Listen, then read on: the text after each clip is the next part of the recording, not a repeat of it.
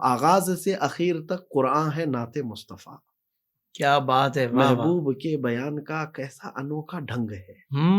علامہ نظمی رحمۃ اللہ علیہ فرمایا کرتے تو عشق کی نگاہ سے دیکھنے والے کو قرآن پاک جگہ جگہ سے حضور پاک صلی اللہ علیہ وسلم کی عظمت میں نظر آئے گا. آیات بینات اس کو کھل کر کے نظر آئیں گی کہ اپنے محبوب کے چرچے اللہ تعالیٰ نے کس انداز سے بیان کیے. سبحان اللہ. لیکن جس کو کوڑ کی بیماری ہو اور جس کے آنکھوں پر ایسا پٹا پڑا ہوا ہو یا پٹی پڑی ہوئی ہو تو اسے کچھ نظر نہیں آئے. دیدہ کور کو کیا نظر آئے، کیا دیکھے، کیا دیکھے. آنکھ والے تیرے جوبن کا تماشا دیکھے. واہ واہ.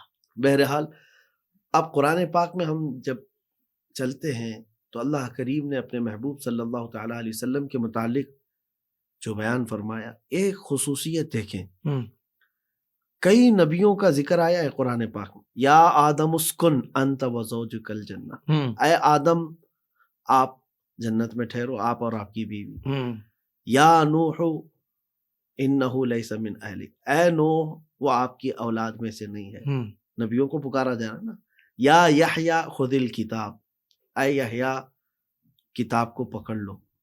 یا موسیٰ لا تخف، اے موسیٰ ڈرو مت. یہ نبیوں کا خطاب ہے.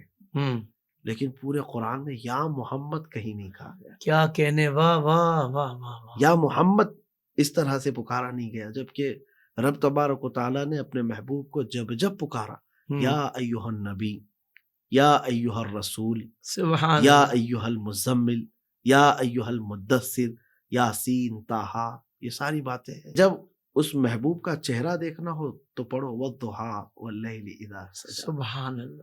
اس محبوب کی زلفیں دیکھنا ہو تو قرآن کہتا ہے واللیل اذا یغشی. رات کی قسم جو یاد فرمائی گئی ہے وہ محبوب کی زلفوں کی تاریکیاں اس میں بیان کی گئی ہیں. محبوب کا سینہ کیسا ہے، الم نشرح لک صدرک. واہ واہ. محبوب کی آنکھیں کیسی ہیں، ما زاغ البصر وما طغى. محبوب کے ہاتھ کیسے ہیں، وما رمیت اذ رمیت ولکن اللہ رمی. واہ واہ. محبوب کے قدم کیسے ہیں، لا اقسم بہذا البلد وانت حل بہذا البلد. سبحان اللہ. محبوب کا ذکر کیسا ہے، ورفعنا لک ذکرک. واہ واہ. تو قرآن پاک نے تو محبوب کے پورے قد و قامت کا ذکر کیا ہے. تو یہاں پر پھر بھی میں کہنا چاہوں گا یہ عشق والوں کی بولی ہے. جیسی چیز آپ ڈھونڈیں گے قرآن پاک میں ویسی موتیاں اس کو ملیں گی. پھر میں وہی بات دہراؤں گا، دیدہ کور کو کیا نظر آئے، کیا دیکھے.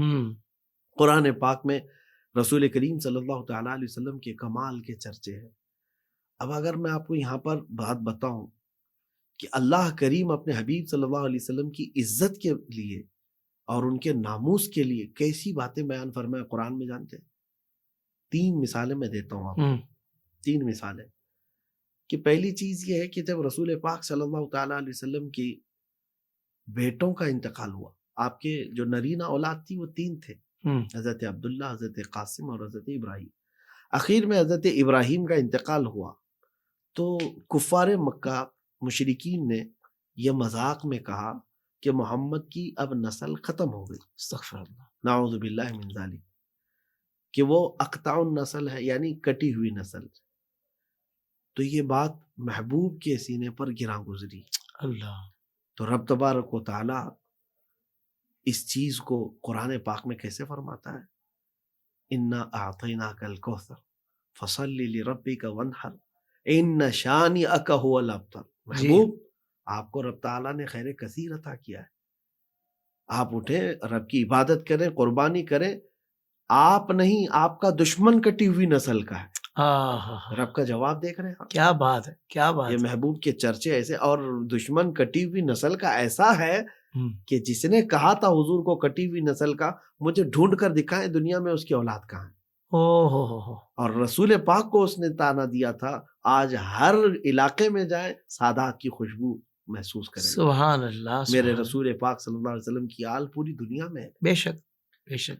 تو اللہ تبارک و تعالیٰ نے اپنے محبوب کے چرچے میں جس نے بھی سیند لگانے کی کوشش کی، ایسا جواب قرآن میں فرمایا. ابو لہب نے کہا تھا نا، تبن لک یا محمد، اے محمد تمہارے ہاتھ ٹوٹ جائیں، نعوذ باللہ من ذالک. کیا تم نے اس لیے ہم کو یہاں جمع کیا تھا جب دعوت دین آپ نے شروع فرمائی؟ تو یہ جملہ حضور کو پہلی مرتبہ کسی نے کہا ہے. کیونکہ وہ بلند اخلاق تھے، 40 سال تک مکہ والے آپ کے اخلاق کی قسم کھاتے. اس وقت یہ جملہ سخت تھا. تو رب تبارک و تعالیٰ نے پھر کیا فرمایا؟ تبت یدا ابی لہب و تب. محبوب آپ کے نہیں، ابو لہب کے دونوں ہاتھ تباہ ہو جائے، ٹوٹ جائے. اور ایسی لعنت پڑی ہے، کروڑوں مومنین قیامت تک یہ آیت پڑھتے رہیں گے اور اس گستاخ پر لعنت بھیجتے رہیں گے. ایک مرتبہ آیتوں کے اترنے کا سلسلہ رک گیا، کافی دنوں تک آیتیں نہیں آئیں. تو مذاق اڑانا شروع کر دیا کفار نے. ودع رب محمد محمدا، محمد کے رب نے محمد کو چھوڑ دیا ہے. یہ بات بھی محبوب کے قلب پر گرا. رسول پاک صلی اللہ علیہ وسلم غمگین ہوئے. تو رب تبارک و تعالیٰ نے آیت پوری نہیں بلکہ پوری سورہ ہوتا ہے، والضحیٰ واللیل اذا سجا ما ودعک ربک وما قلی وللآخرۃ خیر لک من الاولی. سبحان اللہ. آپ کی ہر آنے والی گھڑی پچھلی گھڑی سے بہتر ہے. واہ واہ واہ واہ. تو یہاں میں یہ کہنا چاہتا ہوں کہ حضور پاک صلی اللہ تعالیٰ علیہ وسلم کے چرچے بیان کرنا سنت الہی ہے. سبحان اللہ. اور ان کے دشمنوں کا جواب دینا یہ بھی اللہ کی سنت ہے. واہ واہ واہ. رسول پاک صلی اللہ تعالیٰ علیہ وسلم کے دشمنوں کو جواب دینا، منہ توڑ جواب دینا، یہ اللہ تبارک و تعالیٰ کی سنت ہے جو قرآن پاک میں موجود ہے.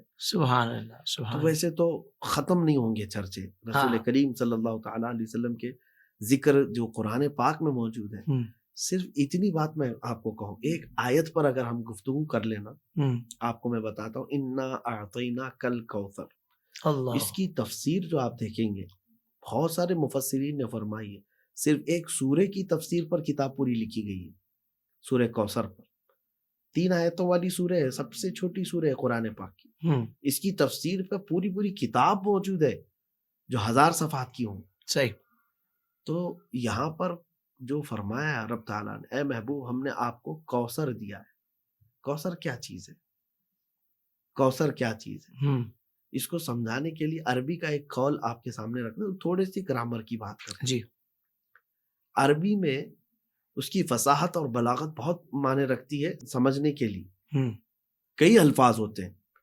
اب جیسے آپ کو میں بتاتا ہوں، ہر چیز کا اپوزٹ ہوتا ہے. دن کا اپوزٹ رات ہے، وائٹ بلیک، یہ سب چیزوں میں اپوزٹ ضد ہوتی ہے. تو عربی میں قلیل ہے ایک، اس کے اپوزٹ جو لفظ آتا ہے عربی میں وہ کثیر ہوتا ہے. کثیر آتا ہے. لیکن عربی میں صرف ایک ہی اپوزٹ نہیں ہوتا. اب اس کثیر سے کچھ زیادہ بولنا ہو تو اس کو کہتے ہیں اکثر.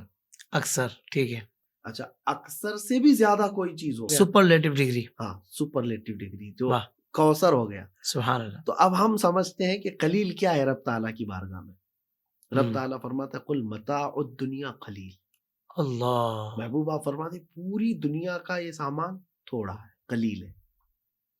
اب اس میں سارے انسان، جنات، چرند پرند، درخت، پیڑ پودے، ساری چیزیں آ گئی دنیا کی. دنیا کا سارا سامان کیا ہے؟ قلیل. قلیل ہے. پوری کائنات یہ قلیل ہے. اب اس کے مقابل میں اگر کوئی چیز ہو تو کیا ہے؟ کثیر. تو اس دنیا سے اگر 2 گنا کوئی چیز دی گئی ہو تو کثیر کہی جاتی. لیکن یہاں پر کہا جا رہا کثیر بھی نہیں، اکثر بھی نہیں. اے محبوب ہم نے تو آپ کو کوثر دیا ہے. سبحان اللہ. اب کون پہنچ سکتا ہے اس حد تک کہ رب تبارک و تعالیٰ نے محبوب کو کیا دیا ہے. یہ کیسے ناہنجار قسم کے لوگ ہیں جو محبوب پاک صلی اللہ علیہ وسلم کے علم کو ناپنے کے لیے بیٹھے ہوئے ہیں. اللہ. جس کی لمٹ طے کرنا تمہارے بس کا کام ہے. اور اسی لیے سچ فرمایا حضور پاک صلی اللہ تعالیٰ علیہ وسلم نے کہ میری حقیقت کو سوائے میرے رب کے کوئی نہیں جانتا. واہ واہ واہ واہ. ترتیب دیکھیں، سورہ رحمان ہر کوئی پڑھتا ہے. پہلی آیت ہے الرحمن، اس کے بعد کیا ہے؟ علم القرآن. جی. الرحمن علم القرآن خلق الانسان. جی. 3 ہی آیتوں کو دیکھیں آپ، ترجمہ میں جائیں گے اگر آپ، رحمان، علم القرآن جس نے قرآن سکھایا. تیسرے نمبر پر کیا ہے؟ خلق الانسان، جس نے انسان پیدا کیا. جب انسان پیدا کرنے والا یہ مقام تیسرے نمبر پر ہے تو قرآن سکھایا کس کو ہے؟ پہلے یہ آ رہا ہے علم القرآن. واہ واہ. علم القرآن، علم القرآن تو پہلے آ رہا ہے، پہلے آ رہا ہے، اس کے بعد خلق الانسان ہے، واہ واہ واہ، انسان کو پیدا کیا. تو یہاں آپ کو سمجھنا ہوگا کہ رب تبارک و تعالیٰ اپنے محبوب کو انسان اول کے پیدا کرنے سے پہلے ہی یہ سارے علوم عطا فرمایا ہے. واہ واہ واہ واہ، سبحان اللہ. اسی لیے ایک بزرگ فرمایا کرتے تھے کہ غار حرا میں جو آیتیں نازل ہوئی تو ابتدائی جو چیزیں تھیں تو وہاں پر کیا کہا جا رہا ہے؟ اقرا، پڑھو. عام طور پر اس پر نقطہ بیان کیا جاتا ہے کہ جو مبتدی ہو، بالکل بگنر جس کو کہتے ہیں، شروعات کا معاملہ ہو، تو اس کو کہیں گے جیسے میں کہوں ویسے کہو. اب یہ کہنا کہ پڑھو پڑھو، تو مطلب یہ ہے کہ جو پڑھا ہوا ہے اس کو کہا جائے کہ پڑھو. اور اسی لیے قرآن پاک میں کئی جگہ پر جو ہے نا ذکر آتا ہے وَإِذْ قَالَ رَبُّكَ لِلْمَلَائِكَةِ. یاد کرو، یہ آیت کئی جگہ ہے. کس کو کہی جا رہی ہے؟ رسول کو، جس پر قرآن اترا ہے. اے محبوب یاد کرو جب رب نے آدم علیہ السلام کے پیدا کرنے سے پہلے فرشتوں سے فرمایا کہ میں زمین میں نائب پیدا کرنے والا ہوں. تو یاد کرنے کی بات کس کو کہی جا رہی ہے؟ جو واقعے کے وقت موجود رہا ہو. یاد کرو، واہ واہ واہ مفتی صاحب، واہ، یاد کرو، خوبصورت نقطہ ہے، واہ.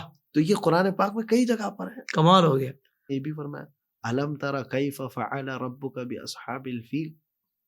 محبوب کیا آپ نے نہیں دیکھا کہ ہاتھی والوں کے ساتھ رب نے کیا معاملہ فرمایا؟ تو ہاتھی والوں کا جو معاملہ ہوا ہے تو پہلے ہوا وہ تو حضور کی ولادت سے پہلے کا ہے. کیا آپ نے نہیں دیکھا؟ کیا آپ نے نہیں دیکھا؟ کیا بات ہے مفتی تو صاحب. یہ سنیوں کا جو عقیدہ ہے نا حاضر و ناظر کا، کیا بات ہے. تو ہم تو یہ کہیں گے کہ وہی اول وہی آخر. رسول پاک صلی اللہ تعالیٰ علیہ وسلم کے وہ اذکار جمیلہ جو قرآن پاک میں، اس کا احاطہ ممکن نہیں ہے. سبحان اللہ. یہاں پر ایک چیز اور میں آپ کو عرض کرتا ہوں کہ حضور پاک صلی اللہ تعالیٰ علیہ وسلم کے ان تمام اذکار جمیلہ اور آپ کے چرچوں کو دیکھ کر کوئی اتنا غلو بھی نہ کر جائے کہ حضور کو خدا کے درجے تک لے جائے. بالکل صحیح. تو یہاں پر بھی آپ کو یہ لے کر کے چلنا ہے، رب تبارک و تعالیٰ کے بعد کوئی مقام ہے تو وہ حضور کا ہے. واہ. یہاں پر فیصلہ کن بات آتی ہے تو حافظ جمال شیرازی کی کہتے ہیں لا یمکن الثناء کما کان حق. جیسا آپ کا حق ہے ویسی تعریف کرنا تو ممکن ہی نہیں. بعد از خدا بزرگ تو یہ قصہ مختصر. واہ واہ واہ. خدا کے بعد سب سے بلند مقام آپ کا ہے یا رسول اللہ، بس حاصل کلام یہی ہے. ہاں، کمال کمال.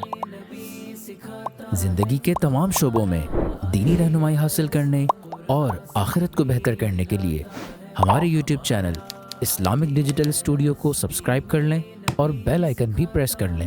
ہمارا IDS قرآن سے بھی ملا تھا.